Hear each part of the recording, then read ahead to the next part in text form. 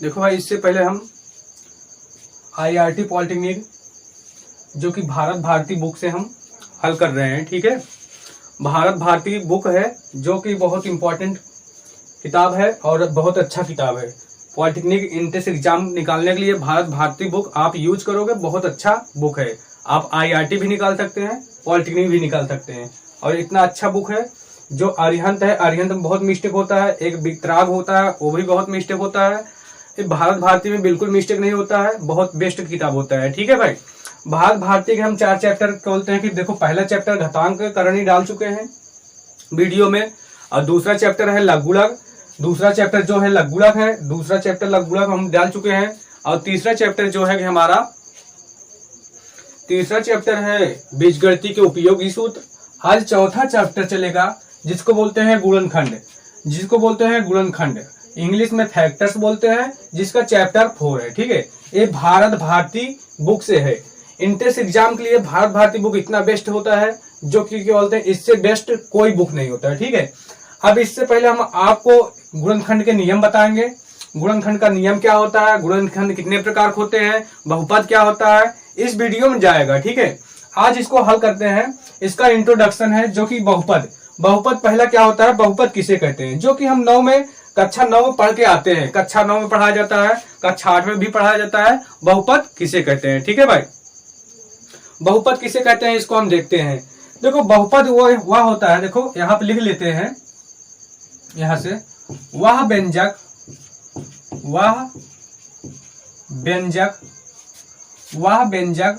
बहुपद कहलाता है। वह व्यंजक बहुपद कहलाता है जिसमें निम्नलिखित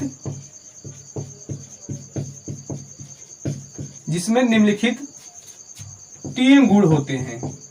3 गुण होते हैं। ठीक है भाई, अब 3 गुण क्या होता है, बहुपद किसे कहते हैं, वह व्यंजक बहुपद कहलाता है जिसमें निम्नलिखित 3 गुण होते हैं। पहला गुण क्या है, जिसमें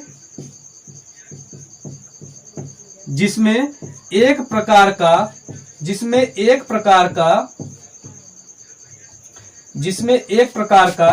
चर या अक्षर हो, चर या अक्षर हो भाई, जिसमें एक प्रकार का चर या अक्षर हो।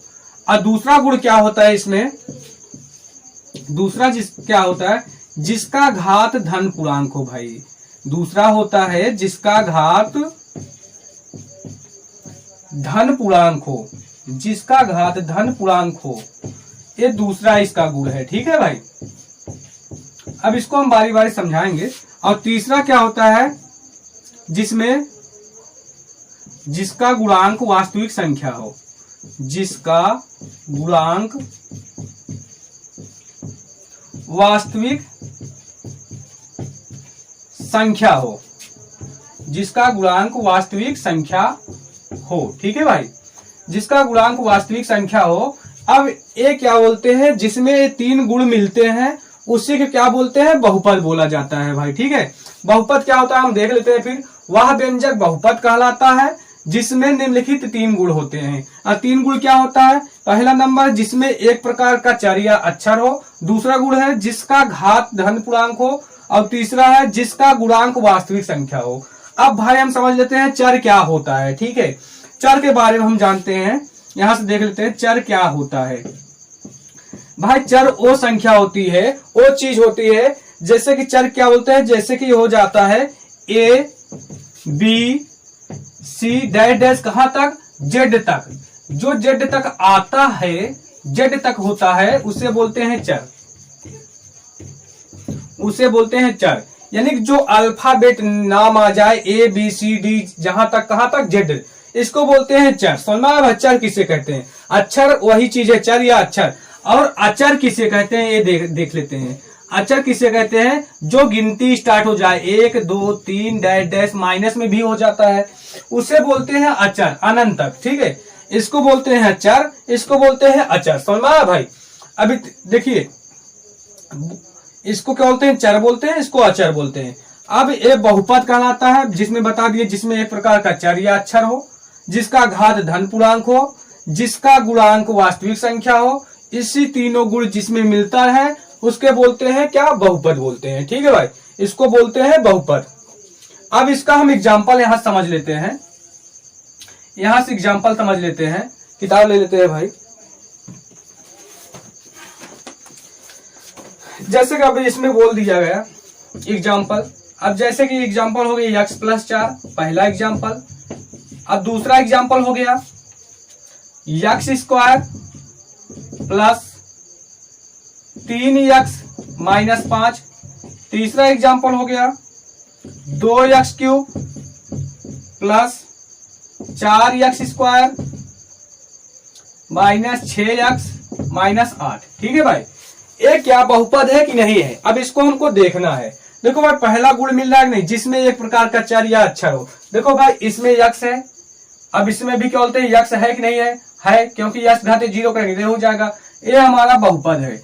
अब दूसरा क्या है, अब इसमें बहुपद है कि नहीं, तीनों गुण मिलाना, जिसका घात धन पूर्णांक हो। अब x का घात कितना है, 1। अब एक क्या है, धन पूर्णांक है कि ऋण पूर्णांक है, भाई एक क्या होता है, धन पूर्णांक है, तो दूसरा भी गुण मिल गया।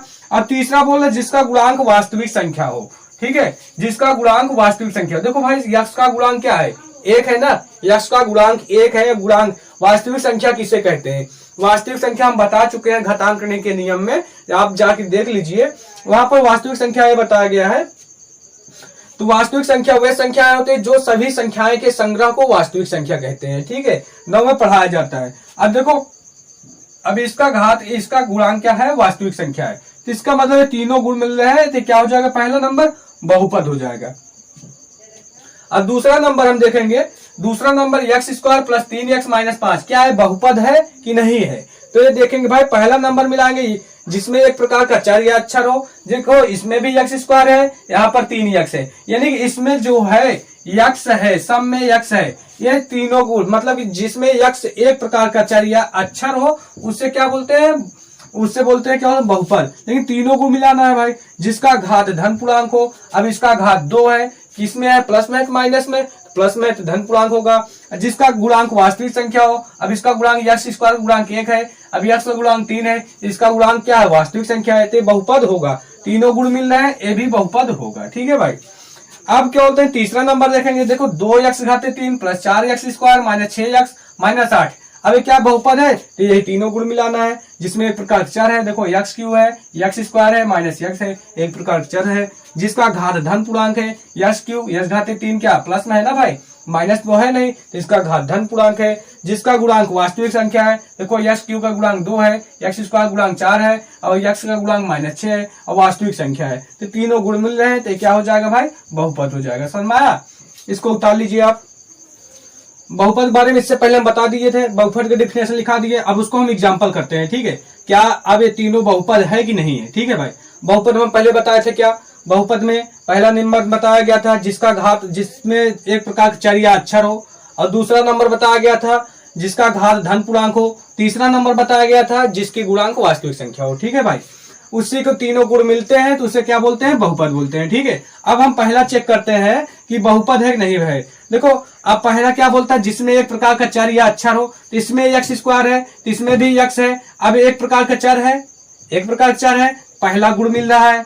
अब दूसरा गुण चेक करते हैं, क्या इसका घात धन पूर्णांक है भाई, यानी कि भिन्नात्मक नहीं होना चाहिए, घात इसका भिन्नात्मक में नहीं होना चाहिए, 1/2 नहीं होना चाहिए, 0.5 नहीं होना चाहिए, -1 नहीं होना चाहिए, -2 नहीं होना चाहिए, माइनस में नहीं होना चाहिए।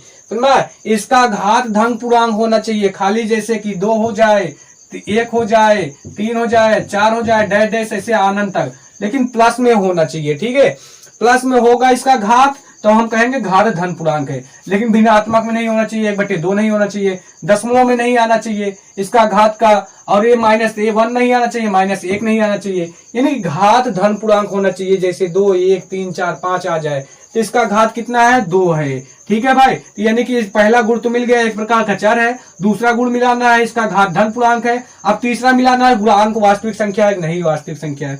अब x² का गुणांक क्या है, 2 है, 2 कैसी संख्या, वास्तविक संख्या है। x का गुणांक क्या है, 3, तीन कैसी संख्या? वास्तविक संख्या। वास्तविक संख्या वो होता है जो सभी संख्याओं के संग्रह को वास्तविक संख्या कहते हैं। अब वास्तविक संख्या क्या होता है समझ लेते हैं।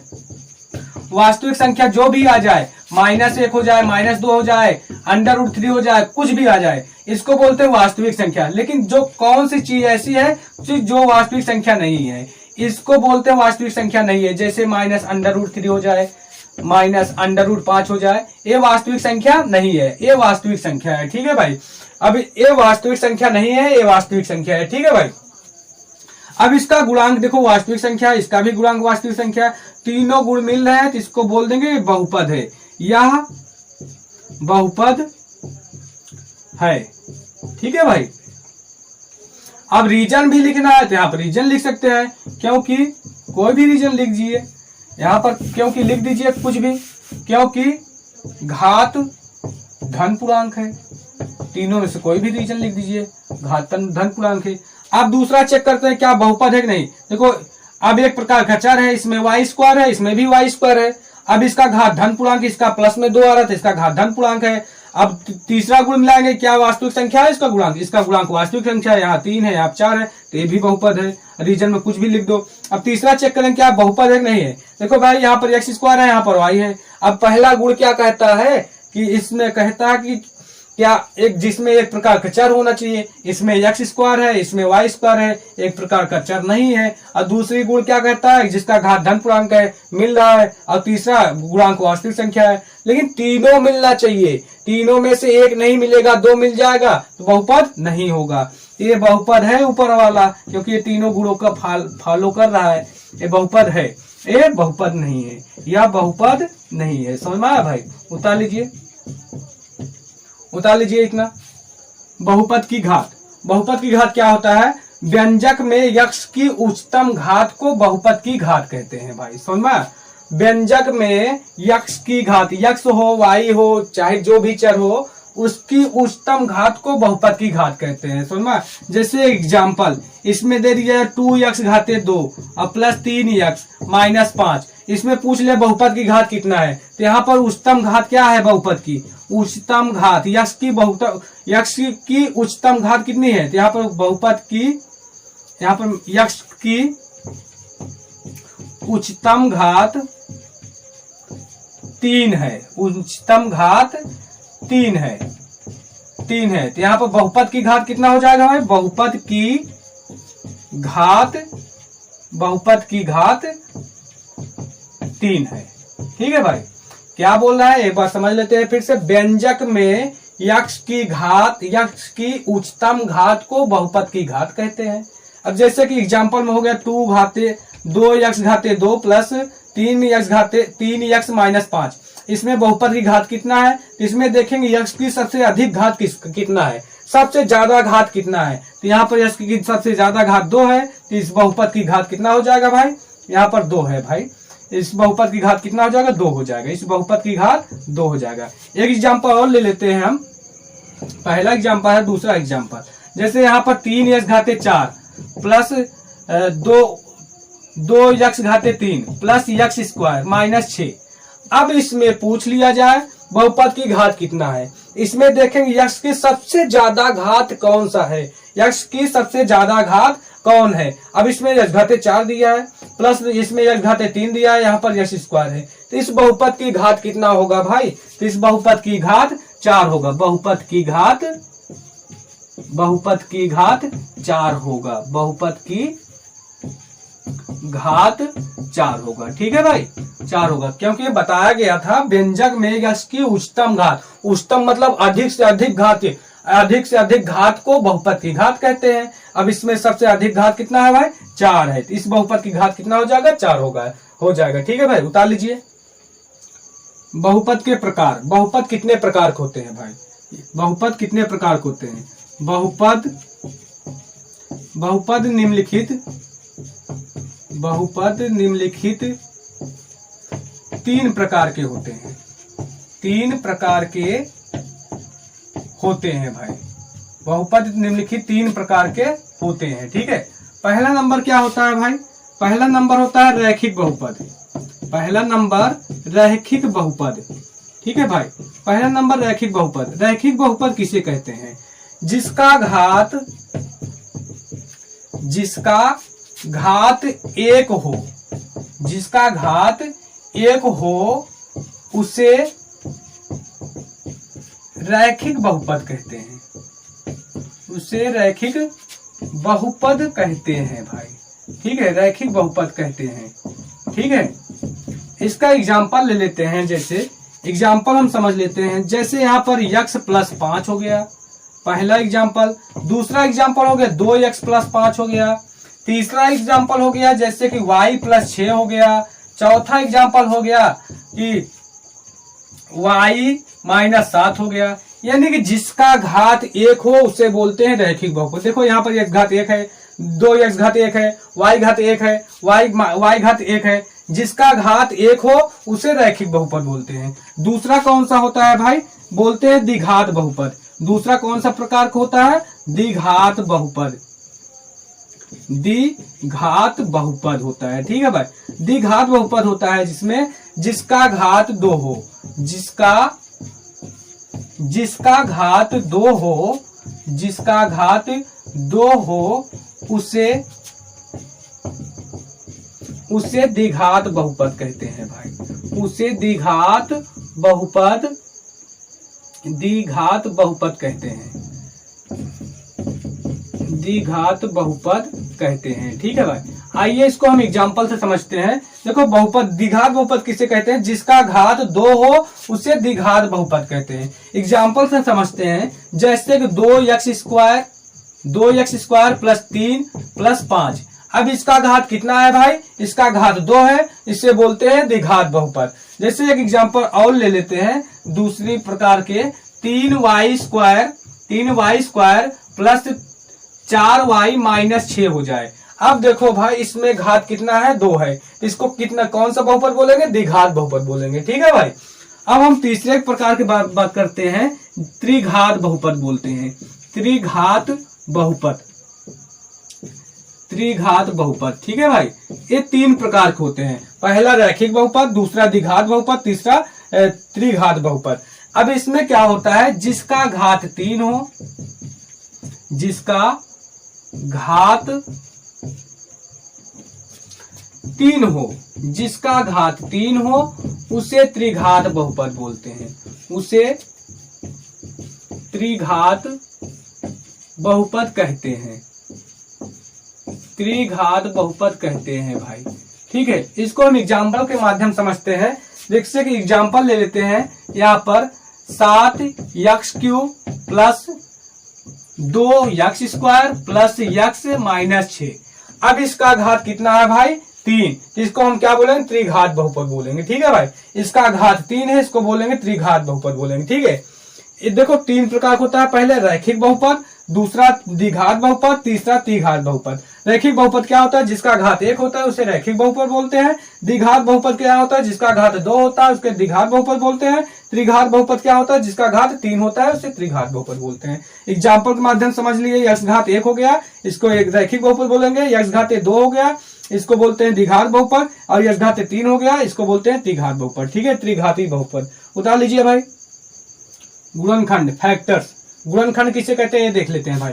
किसी बहुपद को 2 या 2 से अधिक गुणनखंडों में व्यक्त करने की क्रिया को गुणनखंड कहते हैं। ठीक है भाई, किसी भी बहुपद को 2 या 2 से अधिक गुणनखंडों में व्यक्त करने की क्रिया को गुणनखंड कहते हैं। ठीक है भाई, गुणनखंड कहते हैं। गुणनखंड के प्रकार,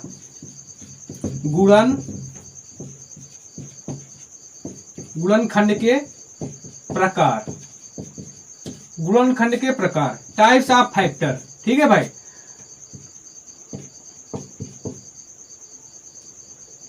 गुणनखंड के प्रकार यहां पर लिख देते हैं। गुणनखंड निम्नलिखित प्रकार के होते हैं। गुणनखंड निम्नलिखित प्रकार के होते हैं, निम्नलिखित प्रकार के होते हैं। यहाँ पे लिख देना निम्नलिखित 8 या 9। गुणनखंड निम्नलिखित 9 प्रकार के होते हैं, 9 प्रकार के होते हैं। ठीक है भाई, देखो भाई गुणनखंड कितने प्रकार के होते हैं? गुणनखंड निम्नलिखित 9 प्रकार के होते हैं। पहला नंबर क्या होता है? कॉमन लेना। कॉमन लेना, कॉमन लेना गुणनखंड होता है। दूसरा क्या होता है? जोड़ा बनाकर कॉमन लेना। जोड़ा बनाकर कॉमन लेना। जोड़ा बनाकर कॉमन लेना, समझना है भैया? पहला नंबर है कॉमन लेना, दूसरा नंबर होता है जोड़ा बनाकर कॉमन लेना। ठीक है, पहला नंबर कॉमन लेना, दूसरा नंबर होता है जोड़ा बनाकर कॉमन लेना। तीसरा होता है आदियंत। आदियंत गुणनखंड, समझना है भाई? तीसरा होता है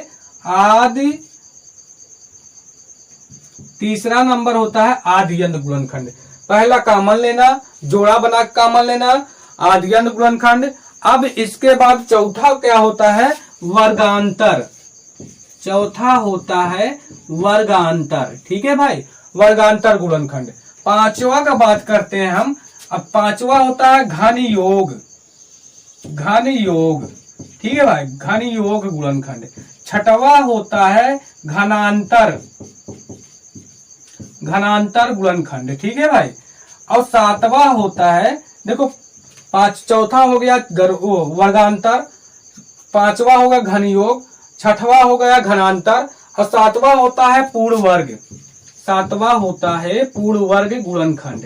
सातवां क्या होता है भाई? पूर्ण वर्ग गुणनखंड। ठीक है, और आठवां होता है शेष फल प्रमेय गुणनखंड। शेष फल प्रमेय गुणनखंड, ठीक है भाई, इसको बोलते हैं शेष फल प्रमेय गुणनखंड। ठीक है, गुणनखंड। ठीक है, अब नौवा होता है भाई जिसको बोलते हैं नौवा, देखो कॉमन लेना हो गया, जोड़ा बनाकर कॉमन लेना हो गया, आदियंत गुणनखंड, वर्गांतर, घन योग गुणनखंड, घनांतर गुणनखंड और पूर्ववर्ग गुणनखंड, शेष फल प्रमेय गुणनखंड। एक और होता है, इसको हम एग्जाम्पल के माध्यम से समझा देंगे। ठीक है भाई, एग्जाम्पल के माध्यम समझा देंगे, इसका नाम हमें याद नहीं है, इसको एग्जाम्पल के माध्यम समझा देंगे नौवा क्या है। ठीक है भाई, अब हम एक बार फिर से देख लेते हैं गुणनखंड किसे कहते हैं।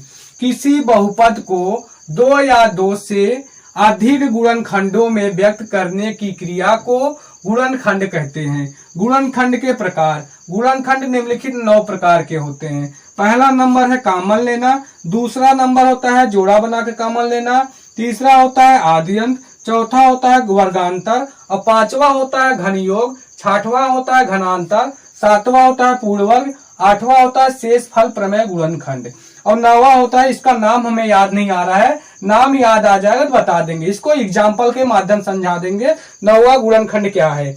अब जितना गुणनखंड का नाम बताए हैं इसके बारे में हम बता देंगे, इसको हल करके बता देंगे कि कैसे किया जाता है। ठीक है, इतना उतार लीजिए भाई। देखो भाई, पहला नंबर गुणनखंड क्या है? कॉमन लेना गुणनखंड। कॉमन लेना गुणनखंड, कॉमन लेना गुणनखंड किसे कहते हैं? बड़ी गिनती छोटा घात कॉमन होता है भाई, बड़ी गिनती छोटा घात कॉमन होता है। अब इसको एग्जाम्पल के माध्यम समझेंगे। बड़ी गिनती क्या है? देखो भाई, बड़ी कॉमन का मतलब होता है कि जो दोनों में मिलता रहे, जो इसमें है वही चीज उसमें होना चाहिए। जैसे कि इसमें 4 है, क्या इसमें 4 है? बिल्कुल है भाई, 4 तिहाई 12। इसमें 2 है, इसमें भी 2 है, 2 दूनी 4, 2 तिहाई 2 छंग 12। लेकिन 2 भी कॉमन हो जाएगा, 2 भी कॉमन हो जाएगा। लेकिन नियम क्या बोल रहा है? बड़ी गिनती, सबसे बड़ी गिनती कॉमन ले जो दोनों में होना चाहिए। बड़ी गिनती छोटा घात, छोटा घात कॉमन लीजिए जो दोनों में होना चाहिए। ठीक है, अब बड़ी गिनती कॉमन लेंगे भाई 4, 4 इसमें है, 4 कॉमन ले लेते हैं, इसमें 4 है, 4 तिहाई 12, इसमें भी 4 है, तो हम 4 को बाहर कर लेंगे। अब छोटा घात, यहाँ पर 1 घाते 2 है, यहाँ पर 1 घाते 1 है, बड़ी गिनती तो कॉमन ले लिए हैं। अब छोटा घात कॉमन लेंगे, क्या 1 घाते 2 कॉमन लेंगे? नहीं भाई, 1 घाते 1 को कॉमन लेंगे, छोटा घात को कॉमन लेंगे। अब यहाँ पर बी घाते 3 है जो कि दोनों में होना चाहिए, ये बी घाते 3 है, यहाँ पर बी घाते 5 है। हम बताए ना, बड़ी गिनती छोटा घात कॉमन होना चाहिए। छोटा घात क्या है? बी घाते 3, हम बी घाते 3 को कॉमन ले लेते हैं। ठीक है भाई, जो बाकी बचता है कोष्टक लिखते हैं। कोष्टक में लिखते हैं। देखो 4 से 4 तो कॉमन ले लिए, अब इससे इसमें भाग देंगे, 4 से 4 भाग देंगे, कैंसिल हो जाएगा। अब ए को ए से भाग देंगे, एक ए कैंसिल हो जाएगा, तो एक ए बचेगा। ठीक है भाई। अब बी से बी में भाग देंगे, बी घाते 3 से बी घाते 3 में भाग देंगे, कैंसिल हो जाएगा। फिर यहाँ प्लस लगा है, प्लस लगा देंगे। 4 तिहाई 12, 3 बार गया, 3 लिख दिए। अब ए से ए कैंसिल हो गया, बी क्यू से भाग देंगे, बी घाते 5 में, तो घात घट जाएगा, क्योंकि आधार समान है ना, भाग में घात घट जाता है। तो बी घाते 3 से बी घाते 5 कैंसिल कर देंगे, यानी कि बचेगा यहाँ पर बी घाते 2। तो मैं एक बार हम फिर समझ लेते हैं भाई। बड़ी गिनती छोटा घात कॉमन हो जाएगा। बड़ी गिनती 4 को कॉमन ले लिए, छोटा घात यहाँ पर ए घाते 2 है, यहाँ पर ए घाते 1 है, ए को कॉमन कर लेंगे, और यहाँ पर बी घाते 3 है, यहाँ पर बी घाते 5 है, बी घाते 3 छोटा है, इसको कॉमन कर लेंगे। जब इतना कॉमन कर लेंगे, जो बाकी बचेगा उसको हम कोष्टक में लिख लेंगे। 4 को कॉमन कर लिए, यहाँ पर ए घाते 1 को कॉमन कर लिए, तो यहाँ पर एक ए बचेगा, तो यहाँ पर एक ए लिख दिए। ठीक है। बी घाते 3 कॉमन कर लिए, तो यहाँ पर बी नहीं बचा है, तो इसको हम छोड़ दिए। यहाँ प्लस लगा है, प्लस लगा दिए। यहाँ पर 12 है, 4 कॉमन कर लिए, तो यहाँ पर 3 बचेगा, क्योंकि 4 तिहाई 12 होता है, 3 बचेगा। फिर ए को कॉमन कर लिए हैं, ए तो बचे ही नहीं है। यहाँ पर बी घाते 3 कॉमन कर लिए, यहाँ पर बी घाते 2 बचा है, तो ये क्या हो जाएगा, हमारा आंसर हो जाएगा। ठीक है भाई। एक और समझ लेते हैं दूसरे एग्जाम्पल से। जैसे यहाँ पर हो गया 10 यक्स स्क्वायर वाई, और अगले में यहाँ पर माइनस लिख दिए। यहाँ माइनस लिख दिए क्या भाई, यहाँ पर कुछ भी लिख सकते हैं हम। मान लीजिए 45 लिख दिए, अब 45 वाई यक्स घाते 3 लिख दिए। ठीक है भाई। बड़ी गिनती छोटा घात कॉमन होना चाहिए। 5 दूनी 10, 5 9 45, 5 दूनी 10, 5 9 45, दोनों में होना चाहिए। हम इधर से 5 कॉमन कर लेंगे। छोटा घात क्या है, यहाँ पर यक्स घाते 2 है, यहाँ पर यक्स घाते 3 है, दोनों में है। छोटा घात यक्स घाते 2 है, यक्स घाते 2 को हम कॉमन कर लेंगे। यहाँ पर y है, यहाँ पर भी y है, तो y को कॉमन कर लिए। जो बचेगा हम कोष्टक में लिखेंगे। देखो 5 दूनी 10, यहाँ पर 2 बचा है, यहाँ पर 2 लिख देंगे। यक्स की स्क्वायर कॉमन कर लिए, यक्स स्क्वायर नहीं बचेगा, y भी कॉमन कर लिए, y भी नहीं बचेगा। फिर माइनस से माइनस लिख देंगे। 5 9 45, यहाँ पर 9 बचेगा, y कॉमन कर लिए, यहाँ पर यक्स स्क्वायर भी कॉमन कर लिए, यहाँ पर यक्स स्क्वायर कॉमन कर लिए, यहाँ पर यक्स बचेगा, 9 यक्स हो जाएगा। ये क्या हो जाएगा, हमारा आंसर हो जाएगा। ठीक है भाई। तो कॉमन लेना यही इसी प्रकार का है। ठीक है भाई। उतार लीजिए यहाँ तक। देखो भाई दूसरा गुणनखंड क्या है हमारा, दूसरा गुणनखंड जोड़ा बनाकर कॉमन लेना गुणनखंड, जोड़ा बनाकर कॉमन लेना गुणनखंड है। ठीक है भाई। तो जोड़ा बना कॉमन लेना, इसको एग्जांपल माध्यम समझते हैं। जोड़ा बनाना है पहले नंबर, तो जोड़ा बना लिए, एक जोड़ा ए हो गया, एक जोड़ा ए हो गया। अब कॉमन लेना है, पहले जोड़े का कॉमन लेंगे तब दूसरे जोड़े का कॉमन लेंगे। तो हम बताए थे बड़ी गिनती छोटा घात कॉमन होगा, जो 3 इसमें भी है, 3 दूनी 6, 3 इसमें भी है। हम यहाँ से 3 कॉमन ले लेंगे। तो एक पहले जोड़े की बात कर रहे हैं, यहाँ पर 3 कॉमन लेंगे, तो यहाँ पर यक्स है, यहाँ पर भी यक्स है, तो यक्स भी कॉमन लेंगे। यहाँ पर y घाते 2 है, यहाँ पर y घाते 1 है, छोटा घात कॉमन होगा, y घाते 2 कॉमन कर लिए, y को कॉमन कर लिए। 3 कॉमन लिए, 3 नहीं बचेगा, यक्स कॉमन कर लिए, यक्स भी नहीं बचेगा। y स्क्वायर है, यहाँ पर y कॉमन कर लिए, तो यहाँ पर y बचेगा। अब प्लस 3 दूनी 6, तो यहाँ पर 2 बचेगा, यक्स भी कॉमन हो गया, y भी कॉमन हो गया। ठीक है। इस जोड़े के बात हो गया। अब अगले जोड़े की बात करते हैं। अगले जोड़े में देखो भाई y प्लस 2, यानी कि यहाँ पर कुछ कॉमन नहीं बन रहा है, यहाँ पर बिल्कुल कुछ कॉमन नहीं बन रहा। तो यहाँ पर कॉमन क्या करेंगे, तो भाई जो दोनों में होना चाहिए ना, तब देखो यहाँ पर दोनों में क्या है, दोनों में एक चीज है भाई, 1 के गुणा करेंगे y में और 2 के गुणा 1 में y करेंगे, तो y के गुणा 1 करें तो y एक नम 1 और 2 गुणा 1 करेंगे तो 2 एक नम 2। ठीक है। यानी कि एक कॉमन होगा, तो प्लस, यहाँ पर प्लस है, प्लस उतार लेंगे, यहाँ पर एक कॉमन कर लेंगे, तो यहाँ से क्या बचेगा, y बचेगा, और यहाँ पर क्या बचेगा, 2 बचेगा। तो मैं तो अब देखो भाई एक कॉमन कर लिए, क्योंकि एक सम में है, एक सम में तो एक कॉमन कर लिए, तो यहाँ पर y बचेगा और यहाँ पर 2 बचेगा। ठीक है भाई। अब देखो अब भी कॉमन बन रहा है, यहाँ पर y प्लस 2, यहाँ पर भी y प्लस 2 है। ठीक है भाई। तो y प्लस 2 हम कॉमन कर लेंगे, तो इधर से क्या बचेगा, 3xy, अगले कोष्टक में लिखेंगे 3xy, अगले कोष्टक में लिखेंगे 3xy, और प्लस 1 बचा है तो प्लस 1 लिखेंगे। ये हमारा आंसर हो गया परफेक्ट। ठीक है भाई। उतार लीजिए। तीसरा गुणनखंड है आद्यंत गुणनखंड। आद्यंत गुणनखंड है, एग्जाम्पल के माध्यम से हम समझाएंगे भाई। एग्जाम्पल पहला है, एग्जाम्पल दूसरा है। आदि क्या मतलब होता है, शुरू। आदि का मतलब होता है, आदि अंत का मतलब क्या होता है, ये समझ लेते हैं भाई। आदि अंत, आदि का मतलब होता है शुरू, अंत का मतलब होता है अंतिम। ठीक है। आदि और शुरू और अंतिम, गुणनखंड का मतलब गुणा करना। शुरू और अंतिम के गुणा करेंगे, शुरू और अंतिम के गुणा करेंगे तो क्या हो जाएगा, शुरू एंड अंतिम के गुणा कर देंगे। ठीक है भाई, अब हम एग्जाम्पल के माध्यम समझेंगे, इसको मिटा देते हैं। शुरू और अंतिम के गुणा करेंगे। शुरू में क्या है एक्स स्क्वायर, अंतिम में क्या है 12। एक्स स्क्वायर और 12 को गुणा करते हैं, जिसको रफली कार करेंगे। एक्स स्क्वायर और 12 का गुणा करेंगे तो क्या हो जाएगा 12 एक्स स्क्वायर। ठीक है भाई, 12 का गुणा एक्स स्क्वायर करें तो क्या हो जाएगा 12 एक्स स्क्वायर, क्योंकि आदि के मतलब शुरू, अंत का मतलब अंतिम। शुरू और अंतिम का गुणनखंड करना है। शुरू एक्स स्क्वायर, अंतिम 12। शुरू और अंतिम को गुणा करेंगे तो क्या हो जाएगा 12 एक्स स्क्वायर। 12 एक्स स्क्वायर को ऐसे तोड़िए कि जोड़ दे तो -7 एक्स आ जाए, या जोड़ने पर -7 एक्स आ जाए, या घटाने पर -7 एक्स आ जाए, और गुणा करने के बाद हमारा 12 एक्स स्क्वायर मिल जाना चाहिए। ठीक है, तो हम ऐसे संख्या को सोचेंगे। देखो भाई 2 छंग 12, 2 और 6 को जोड़ेंगे तो क्या हो जाएगा 8 हो जाएगा। ये बिल्कुल ये हमारी संख्या नहीं है। 4 तिहाई 12, 4 और 3 को जोड़ेंगे तो 7 एक्स मिल जाएगा। तो हम लिखेंगे 4 एक्स और 3 एक्स।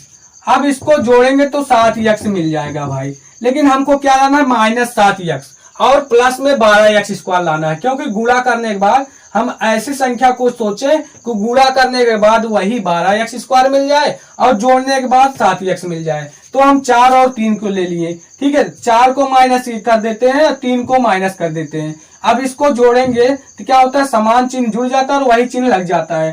तो -4 एक्स को -3 एक्स जोड़ेंगे तो क्या हो जाएगा -7 एक्स हो जाएगा। अब इसी को गुणा करके चेक करो कि 12 एक्स स्क्वायर आता है कि नहीं आता है। देखो माइनस माइनस क्या हो जाएगा प्लस हो जाएगा भाई।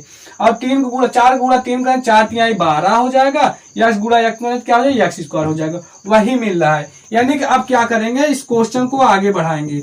एक्स स्क्वायर को उतारेंगे, -7 एक्स जहां क्या लिख देंगे -4 एक्स -3 एक्स और +12 को ऐसे उतार देंगे। इतना हमको रफली कार करना है, सोचना पड़ेगा भाई। ठीक है, इतना सोच कर करेंगे। ठीक है, इसको हम मिटा देते हैं। ठीक है भाई, इसको हम मिटा देते हैं। अब आगे करते हैं। अब हमको संख्या मिल गया। अब क्या बनाते हैं, जोड़ा बना के कॉमन लेना। एक जोड़ा यहाँ पे बन गया, एक जोड़ा यहाँ पे बन गया। अब क्या करते हैं, इसको हल करते हैं। देखो भाई बड़ी गिनती छोटा घात कॉमन है, गिनती दोनों में नहीं है तो घात को कॉमन करते हैं। तो छोटा घात क्या है यक्स, यक्स को कॉमन कर लिए तो यहाँ पर यक्स बचेगा, क्योंकि एक यक्स निकल गया, फिर माइनस यक्स तो निकल गया, यहाँ क्या बचेगा 4 बचेगा। ठीक है भाई, अगले में देखो माइनस कॉमन हो जाएगा और 3 चौ 12 3 कॉमन हो जाएगा। जब हम माइनस को कॉमन लेते हैं तो अगला आगे जब करेंगे जहां माइनस रहेगा वहां प्लस हो जाएगा। अब यक्स बचा है, यक्स माइनस है तो ये प्लस हो जाएगा, यहाँ प्लस में है तो माइनस हो जाएगा। 3 कॉमन निकल लिए तो 3 चौ 12 बचेगा। ठीक है भाई, फिर देखो ये कोष्टक में देखो दोनों में क्या है x-4 और x-4 कॉमन हो रहा है, तो x-4 कॉमन कर लेंगे तो इधर से क्या बचेगा x बचेगा, तो अगले कोष्टक उतारेंगे x, इधर से क्या बचेगा -3, तो अगले कोष्टक उतारेंगे x-3। ये हमारा क्या हो गया आंसर हो गया भाई। ठीक है, अब दूसरा क्वेश्चन हम समझते हैं। यहां से दूसरा क्या है भाई 6x² + 11x + 3। 6x² शुरू और अंतिम के गुणा करेंगे क्या हो जाएगा 6 18 हो जाएगा भाई। 18x², 18x² को ऐसे तोड़िए कि जोड़ने के बाद 11x मिल जाए, गुणा करने के बाद वैसे मिल जाए। तो क्या होगा भाई 9 दूनी 18, 9x + 2x, 9 दूना 18 और 9 दूना 18 हो जाएगा। 9 को 2 में जोड़ेंगे 9 दूनी 11, 9 2 11 हो जाएगा। ठीक है भाई, तो यहाँ आप लिखेंगे 6x² + 9x + 2x और +3। भाई 9x 11x, यहाँ पर 9x + 2x लिख सकते हैं, क्योंकि इसको जोड़ेंगे तो 11x मिल जाएगा। अब फिर जोड़ा बना कॉमन लेना। देखो भाई यहाँ पर बड़ी गिनती छोटा घात कॉमन हो जाएगा, तो 3 कॉमन हो जाएगा, 3 दूनी 6, 3 त्रिका 9, और ये छोटा घात x कॉमन हो जाएगा। यहाँ पर क्या बचेगा 3 दूनी 6, यहाँ पर 2 बचेगा, x कॉमन कर लिए हैं तो 1 x बचेगा तो 2x हो जाएगा, प्लस 3 त्रिका 9, 3 बचेगा, x तो कॉमन कर लिए। यहाँ क्या कॉमन होगा भाई, यहाँ पर कुछ कॉमन नहीं हो रहा तो 1 कॉमन हो जाएगा, क्योंकि एक दोनों साइड है।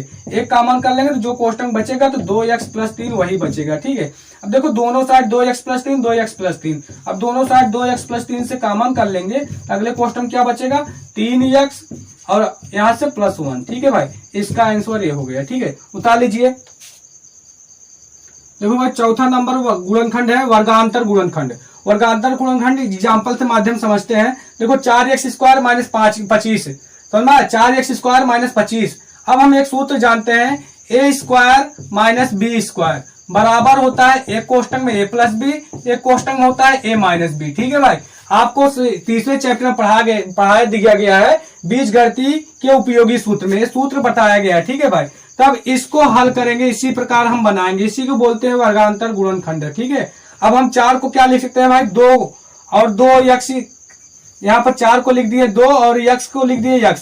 अब इसका स्क्वायर कर दिए, क्यों? क्योंकि हमको a² जैसे बनाएंगे, 2 का स्क्वायर करेंगे तो 4 हो जाएगा, x² करेंगे तो x² हो जाएगा। फिर माइनस 5 को हम क्या लिख सकते हैं, 25 को 5 घाते 2, क्योंकि 5 को हम 2 बार लिखेंगे तो 25 मिल जाएगा। तो किस तरीके से बना, a² माइनस b²। अब हम सूत्र जानते हैं a² माइनस b² बराबर क्या होता है, एक कोष्टक में a प्लस बी, एक कोष्टक में माइनस बी। तो इसके बराबर हम क्या लिखेंगे, 2x प्लस 5 हो जाएगा एक कोष्टक में, एक कोष्टक में हो जाएगा 2x माइनस 5 हो जाएगा। ये हमारा वर्गांतर गुणनखंड का आंसर हो गया। ठीक है भाई, उतार लीजिए।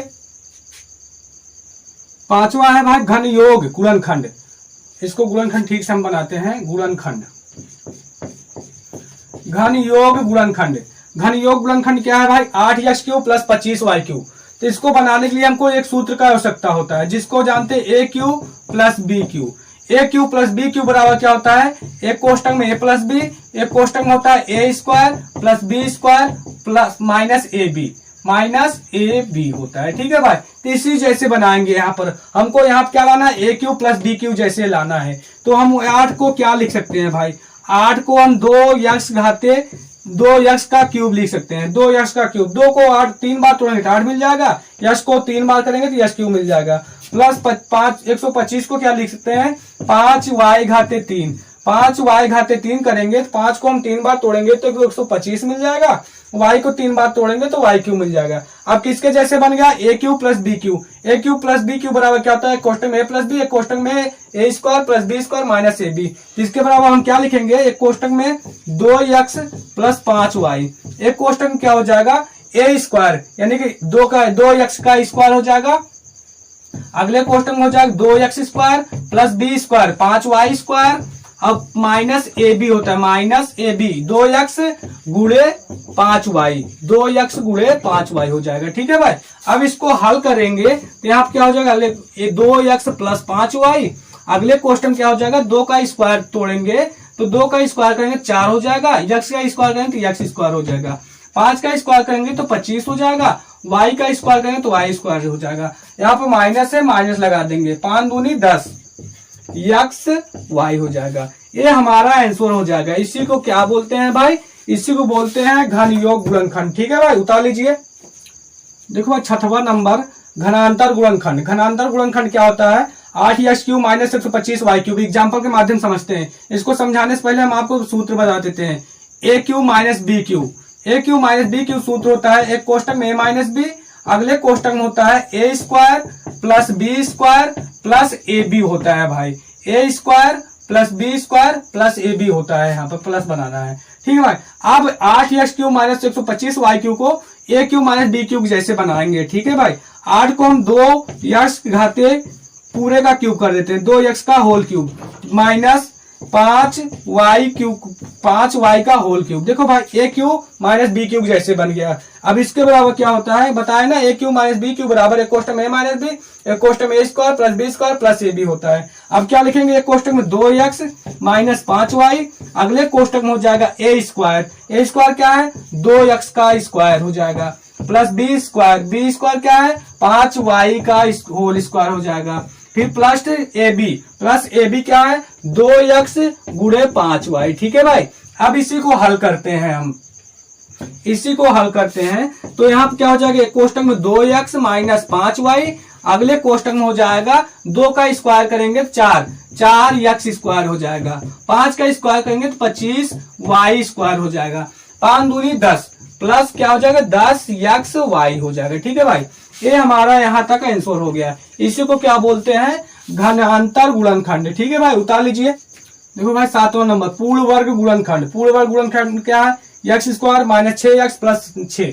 अब इसमें हम क्या जोड़ दें, क्या घटा दें कि पूर्ण वर्ग बन जाए। ठीक है, इसमें सोचना पड़ेगा। इसमें क्या करेंगे, x² माइनस 6x प्लस 6।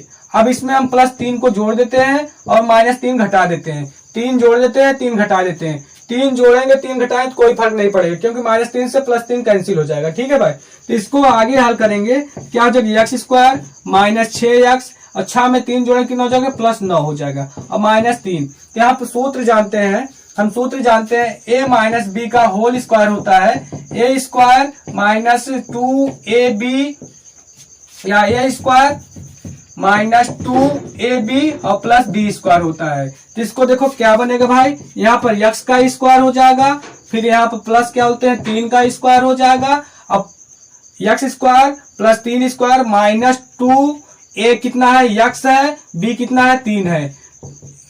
तो भाई x² हो गया a² +b² -2ab, और लास्ट में क्या बचा है, -3। हम 3 को क्या लिख सकते हैं, √3। √3 का स्क्वायर करेंगे क्या हो जाएगा भाई, 3। ठीक है भाई, अब इसके जवाब हम क्या लिख सकते हैं भाई, क्योंकि एक सूत्र बन रहा है किसका, x - 3 का होल स्क्वायर। x - 3 का होल स्क्वायर करेंगे तो क्या हो जाएगा भाई, x - 3 का होल स्क्वायर करेंगे, x का स्क्वायर हो जाएगा, +3 का स्क्वायर करेंगे क्या हो जाएगा, 9, -2ab होता है, 2 × x × 3। अब इसको हल करेंगे तो x² +9 और 3 दूनी 6x हो जाएगा। ठीक है भाई, अब इसके जगह पर हम क्या लिख सकते हैं, इसके जगह पर x - 3 का होल स्क्वायर, और यहाँ पर क्या बचा है, -√3 का स्क्वायर। हम सूत्र जानते हैं, कि हम सूत्र ये जानते हैं, यहाँ से देख लेते हैं, a² -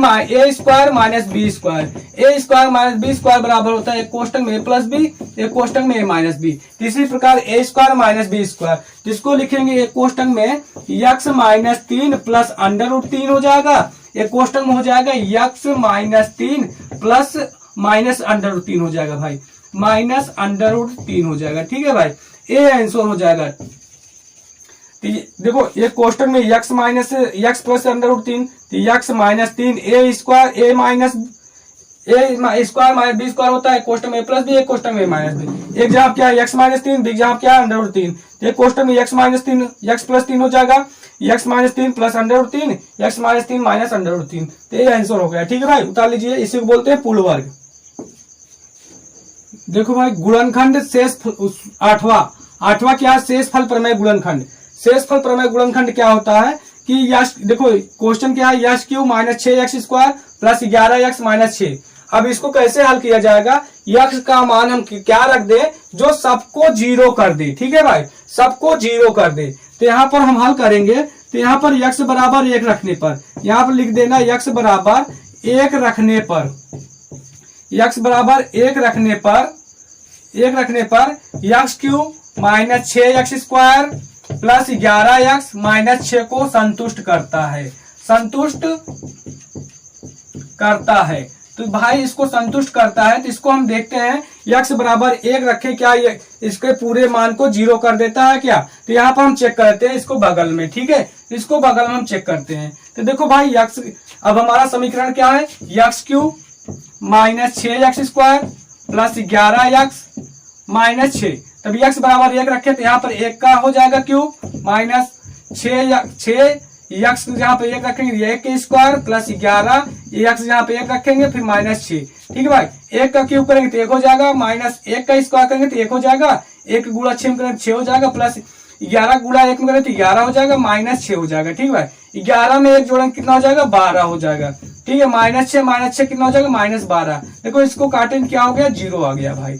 देखो 0 आ गया, यानी कि x का मान 1 रखने पर x³ -6x² + 11x - 6 को संतुष्ट करता है। x जहां पर 1 रख दिए तो पूरा क्या हो गया, 0। तब हम क्या करेंगे, x को इधर साइड लेके आएंगे। ठीक है भाई, तो x = 1 को इधर लेके आएंगे तो क्या हो जाएगा, माइनस, इधर प्लस में है, इधर आ जाएगा -1 हो जाएगा। ठीक है भाई, तो यहाँ पर क्या हो जाएगा, अतः x -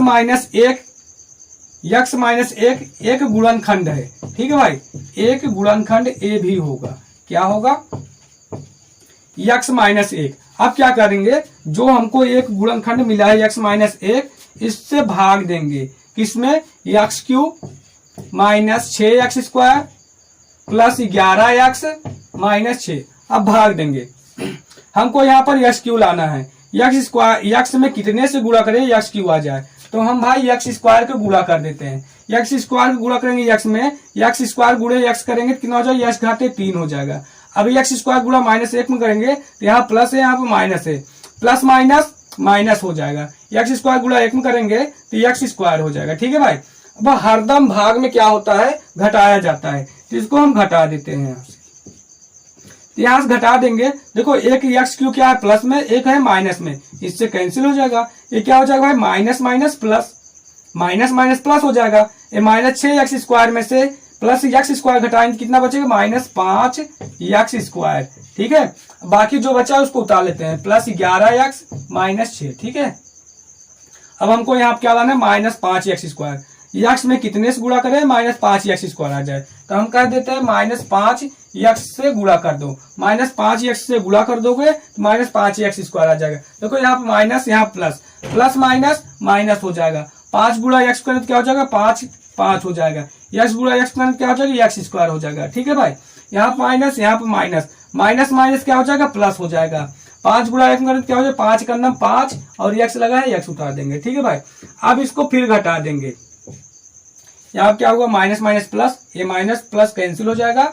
अब यहाँ क्या बचा, माइनस प्लस माइनस हो जाएगी। 11 एक्स में से 5 एक्स घटा देंगे बचेगा 6 एक्स, अब -6 बचेगा। ठीक है भाई, अब हमको यहाँ क्या लाना, 6 एक्स प्लस में, तो यहाँ पे लिख देंगे +6 से गुणा कर दो। 6 से गुणा करेंगे एक्स में तो 6 एक्स मिल जाएगा। प्लस प्लस क्या हो जाएगा, प्लस हो जाएगा। 6 गुणा एक्स करके क्या हो जाएगा, 6 एक्स हो जाएगा। ठीक है भाई, यहाँ प्लस है, यहाँ पे माइनस है, प्लस माइनस क्या हो जाएगा, माइनस हो जाएगा। 6 गुणा एक्स में करेंगे, 1 में करेंगे, 6 का नाम 6 हो जाएगा। ठीक है, अब इसको घटाएंगे तो क्या हो जाएगा, एक प्लस में एक माइनस में कैंसिल हो जाएगा, ये माइनस और ये प्लस कैंसिल हो जाएगा, यानी कि शेष फल क्या बचा, 0। तो इसका गुणनखंड क्या हो गया, तो इसका गुणनखंड फाइनल आंसर लाने के लिए हम क्या करेंगे भाई, जो हमको भागफल आया है, जो भागफल आया, भागफल क्या आया, एक्स स्क्वायर -5 एक्स प्लस 6। अब एक गुणनखंड क्या है हमारा, x -1। अब शेष गुणनखंड क्या है, इतना है। अब इसको भी गुणनखंड कर देंगे, तो क्या करेंगे, तो इसको एक्स स्क्वायर -5 एक्स प्लस 6, ये क्या हुआ, आदियंत। आदियंत बताए भाई, शुरू और अंतिम के गुणा हो जाएगा, तो गुणा हो जाए क्या हो जाएगा, 6 एक्स स्क्वायर। 6 एक्स स्क्वायर को ऐसे तोड़े, जोड़ने घटाने -5 एक्स आ जाए, तो x square -3 x -2 x plus 6, जोड़ा बना के कॉमन लेना। x कॉमन लेंगे तो x -3 बचेगा, -2 कॉमन ले लेंगे तो x -3 बचेगा। एक कोष्टक में x -3, एक कोष्टक में x -2, तो एक गुणनखंड मिल गया। फाइनल आंसर क्या हुआ, फाइनल आंसर है एक गुणनखंड यहाँ पे मिला है, 2 गुणनखंड यहाँ पे मिला है, तो इसका फाइनल आंसर हो जाएगा, किसका final answer, x³ -6 x square plus 11 x -6 का फाइनल आंसर एक गुणनखंड ये है, तो x -1 हो जाएगा। और इसका इधर और है x -3 x -2, या x -2 लिख देंगे, फिर x -3 हो जाएगा। ये हमारा आंसर हो जाएगा भाई, इसको बोलते हैं शेष फल प्रमेय गुणनखंड। ठीक है भाई, ये हमारा आंसर हो जाएगा, उतार लीजिए। देखो भाई 9वां नंबर बताए थे, इसका हमको नाम पता नहीं है। ठीक है, इसका नाम पता हो जाएगा तो हम इस वीडियो में डाल देंगे। इसको एग्जाम्पल के माध्यम समझेंगे 9वां गुणनखंड क्या है। ठीक है भाई, 9वां गुणनखंड क्या है ये हम आपको बता देंगे, इसका नाम जब हमको पता हो जाएगा, लेकिन इसको एग्जाम्पल के माध्यम समझेंगे भाई। 4 एक्स स्क्वायर को हम क्या लिख सकते हैं, 2 एक्स घाते 4 लिख सकते हैं, 2 एक्स का होल स्क्वायर लिख सकते हैं, प्लस अब इधर प्लस लिखा है 9 को हम 9y क्या लिख सकते हैं, 3y का होल स्क्वायर, यानी कि क्या बना, 2 एक्स स्क्वायर, 2 एक्स का स्क्वायर और फिर इधर क्या हो जाएगा 3y का स्क्वायर हो जाएगा। इसको हम क्या लिख सकते हैं, 2 गुणे 2x गुणे 3y। ठीक है भाई, देखो 2 दूनी 4 और 4 3 12 xy, वही मिल रहा है ना, 2x का स्क्वायर हो जाएगा प्लस 2 गुणे 2x गुणे 3y प्लस 3y का होल स्क्वायर हो जाएगा। हम एक सूत्र जानते हैं, a प्लस बी का होल स्क्वायर बराबर होता है a square plus 2ab plus b square होता है। तो इसी जैसे बन रहा है a square plus 2ab plus b square. तो इसको हम क्या लिख सकते हैं, यहाँ से लिख सकते हैं 2x और इधर क्या है plus 3y, 2x plus 3y का होल स्क्वायर। ये हमारा आंसर हो गया। ठीक है भाई, ये हमारा आंसर हो गया। उतार लीजिए 2x प्लस 3y का होल स्क्वायर, इसी को बोलते हैं 9वां गुणनखंड। ठीक है भाई, तो उतार लीजिए यहाँ तक।